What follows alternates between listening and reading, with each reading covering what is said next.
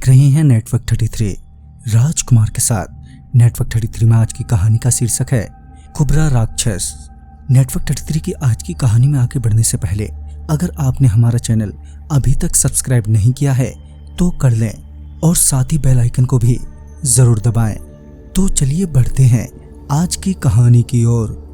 दोस्तों, हम सभी ने बहुत सी लोक कथाएं या कहें दंत कथाएं सुनी हैं जिसमें बड़े ही भयंकर राक्षसों के बारे में बताया गया है जिसे हम शायद ही अपने जीवन काल में देखेंगे। आज की कहानी भी एक दंत राक्षस से जुड़ी है जो कि जम्मू कश्मीर में हमारे एक सब्सक्राइबर के साथ घटी थी।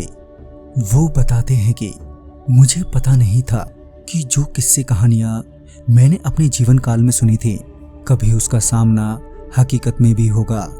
उस शाम मैं और मेरा भाई बहुत बोर हो रहे थे। वैसे भी हमें घूमना फिरना बहुत ही ज्यादा पसंद था। ऊपर से हम पिछले कई हफ्तों से घर से बाहर नहीं निकले थे जिस वजह से हमें बाहर जाने का बहुत ही मन कर रहा था। आखिरकार हम दोनों भाइयों ने बाहर नाइट आउट का प्लान बना ही लिया और दोनों भाई कैंपिंग का सामान लेकर घर से निकल गए और सूरज ढलते ढलते गांव से दूर जंगल में अपना कैंप लगा लिया। यहाँ एकांत में बहुत ही सुकून था। आसमान में ढेर सारे तारे टिमटिमा रहे थे मानो हम जन्नत में हों कि तभी हमारे आसपास कुछ हलचल सी हुई मगर आसपास कोई नहीं था। फिर ये आहट कैसी थी? हम दोनों भाई खड़े होकर आसपास देखने लगे कि सच में कोई है या सिर्फ हमारा वहम है। हमने कैंप के आसपास देखा तो ये पक्का हो गया कि सच में कोई नहीं है।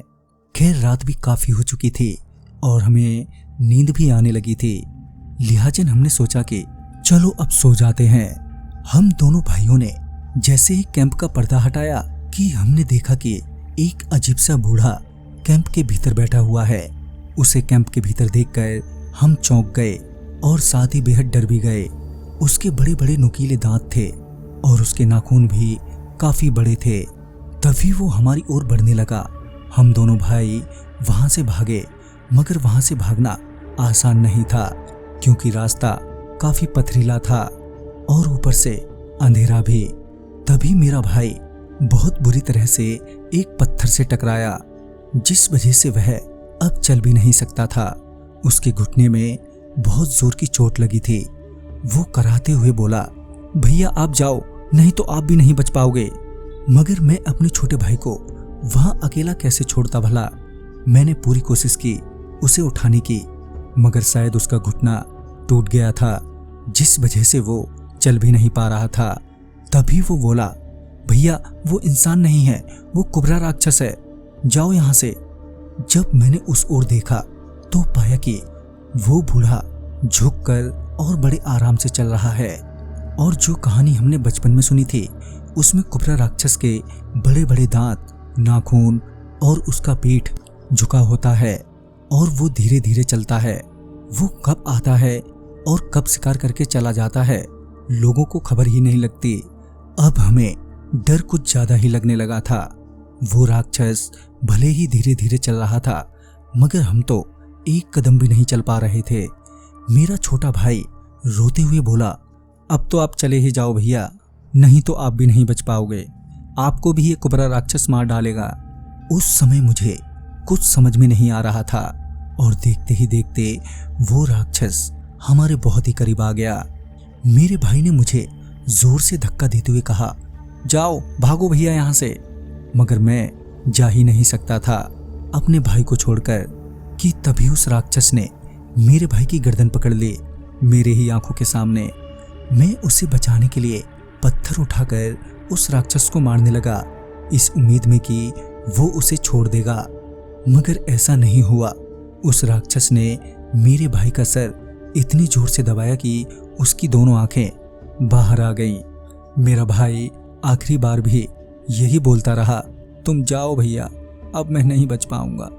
मैं रोता रहा मगर मेरी हिम्मत नहीं हो पा रही थी ना तो उस राक्षस से अपने भाई को छुटाने की और ना ही वहां से भागने की। मेरी आंखों के सामने वो राक्षस मेरे भाई को अपने साथ घसीटता हुआ ले गया। मैं वहीं बेबस लाचार खड़ा देखता रहा। मेरे सामने मेरे भाई की दोनों आंखें पड़ी थीं, जिन्हें देखकर ऐसा लग रहा था कि वो अभी भी कह रही हों कि जाओ भैया, अभी खतरा टला नहीं है। मैं अपने भाई की आंखों को अपने हाथ में लिए वहीं घंटों तक बैठ के रोता रहा। रात से सुबह हो गई। वहां से गुजर रहे लोगों की नजर मेरे पर पड़ी तो तब तक मैं बेहोश हो चुका था। भाई के खोने का सदमा, मुझे ऐसा लगा कि अगले कुछ महीनों तक मैं घर में बेजान सा ही पड़ा रहा। आज भी मेरी आंखों में आंसू वे वक्त छलक आते हैं अपने भाई के गम में। तो दोस्तों, इस कहानी में बस इतना ही। कहानी आपको पसंद आई हो तो लाइक शेयर करें और साथ ही हमें कमेंट बॉक्स में जरूर बताएं। तो मैं आपका दोस्त राजकुमार जल्द ही मिलूंगा आप ही की भेजी हुई एक नई कहानी के साथ। तब तक के लिए बाय एंड टेक केयर।